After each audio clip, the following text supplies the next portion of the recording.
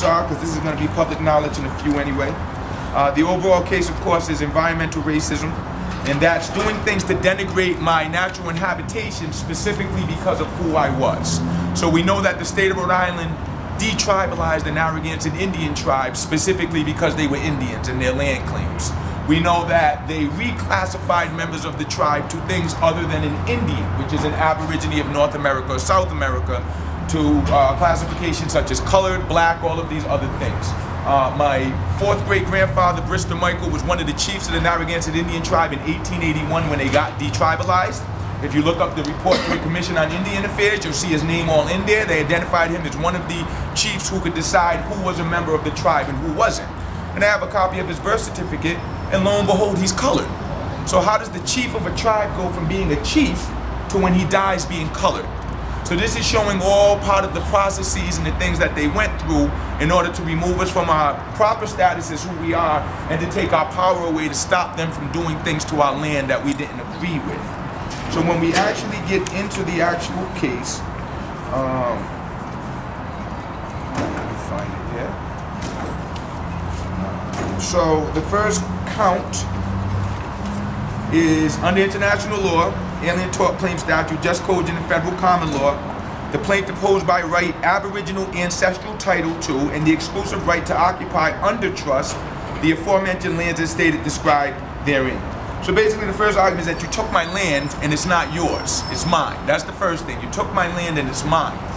You've never compensated, you just took it. And this is speaking specifically to the Mashapaug area. And this starts uncovering a lot of the dirty secrets that Rhode Island's been holding. So that's the first thing. You took my land and it's mine, and you took it. Count 2 is a constitutional violation of 42 U.S.C. Statute 1983, claim against the state. And that's for an unconstitutional taking of my land without proper remedy. So that's a violation of the U.S. Constitution. You can't take something from someone and not give them remedy or compensation for it. Count 3 is violation of Article 1, Section 16 of the Rhode Island Constitution. Once again, you took my land and did not compensate me for it. Count 4 is a violation of the ICERD Convention. It states, the acts of defendants constitute a permanent and substantial interference with the right of the plaintiff and plaintiff's tribes to a fair procedure, right of use to aboriginal ancestral lands and territories, the right to life, food, water, health, the right to environmental protections against racial discrimination, and the right to self-determined actions to establish self-sustainability without infringement. That's count 4. Count 5 is a violation of the Apartheid Convention, because not only did you take my land, you reclassified me, and then you forced me into a situation where I had to come work for institutions, businesses that you set up. So initially it was being forced onto a reservation, being forced into indentured servitude. Then once you drained everything out of us from that, you forced us to sell off whatever lands that you had given us, which is crazy. You're giving us our own lands. You raised the taxes on them and took them from us. Then a lot of us had to move to other areas to find employment to take care of our livelihoods. That was not how our people lived. We hunted, we fished, we shared with each other. So it's a form of apartheid here in the U.S. done upon indigenous folks by destroying whatever they had and forcing them to be a part of your system at their detriment. And then the last count after that one is count 6, just environmental racism. Once again, you denigrated my habitat specifically because I was Indian. You came into Mashapaug, you allowed companies to come in and dump into the lake there. If you go, to the pond, if you go over to the pond, they have things up right now that say don't walk over here, and if you do, take off your shoes and clean them before you get home because the land's so toxic. So my dignitary chief is there, one of my council chiefs is here, a couple of the members are here. Our real question to the state is, if we decided today to give up all of this colonial structure that's been placed upon us, how would we go back and live our natural lives in our natural habitats? We can't. You ruined that for us, and there's no going back. So we need to be fairly compensated for that. Now, our ultimate goal and our hope with the state is that they'll do the right thing and settle with us. We reached out to them, what, a year and a half ago? A year and a half ago, expressing to them who we were, what we were requiring, but mainly that this was not our interest of being adversarial with the state. We didn't want to come and make enemies. This isn't about getting back at you for what you did to our people. It's about the fact that you did something wrong and you need to make amends for it, because we can't move forward collectively, all of the communities that are here, unless we address what the wrongs in the past were. I've matured past the point of being angry about this sort of stuff, because my anger was taking me down routes that weren't beneficial to me moving my people forward. So instead I focused that anger into being progressive and productive. So I'm going to angrily force you to do things that are positive for my people. I'm going to passionately call you out on all of your mess. I'm going to pull out all of this information about who my people are and what you did to us that I'm sure a lot of Rhode Islanders don't know about. I mean, there was a certain point where they were saying there was no more Indians in Rhode Island. And yet I'm looking around and it's just craziness to me. So this gets into what, and it goes beyond Rhode Island, because this is what happened in places all around the country. Right now the Poconokeets have a suit here in Rhode Island. I believe they're going to be doing one in Mass as well. Sand Hill Band of Lenape and Cherokee Indians have one in New Jersey, Pennsylvania, and New York as well, because this is not anything that is specific or solely Rhode Island. This is a policy that came out of Virginia and just swept the entire country, because they realized that they messed up by never getting treaties with the tribes here. They got them when they went out west, so they had a legal document that said the land was theirs. But here, after King Philip's War, they massacred us, they sent us to reservations, and they took the land. No contract. So right now, reached out to our fantastic friends at FANG.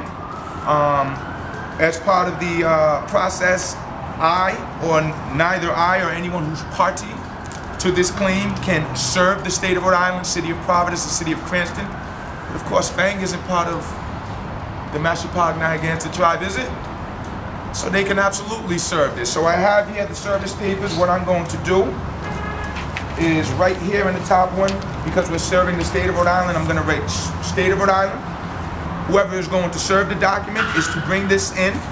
You have to keep these two, but you have to find out who you served and write their name in there. It says, I personally served the summons on the individual at the place on this date. And you're going to date it and sign it and give your address.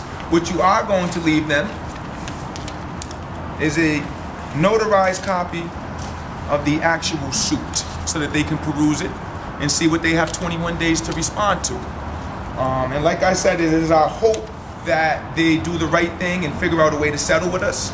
But we know that this is Rhode Island, so we might be very well seeing a court case in the very near future, which we don't have an issue with either. So whichever route they want to go on is fine. And we do want to say this as well. There are entities and individuals in the state right now who understand and get what it is that we're doing and have been working with us to give us the resources and supports that we need. We just left the training with the City of Providence's Office of Healthy Communities, because we've been working with them for the past 4 or 5 months to be able to obtain health care and human services for our tribal members, like the policy state. So you can't even say that it's the entire state of Rhode Island. There just seem to be certain individuals in certain positions of power who don't understand when the game is up. So that's what this suit is for. As I mentioned, we filed back in January 7th. We're just getting all of the, which is just crazy, isn't it? You file a suit in January 7th and you're just getting a chance to serve it now. But whatever the case may be, we just want to say to everyone out there, you know, the fight continues. We know that for many of us, there was a definite blow to our perhaps self-esteem and feeling of what the future is going to look like based upon how the election results came in last night.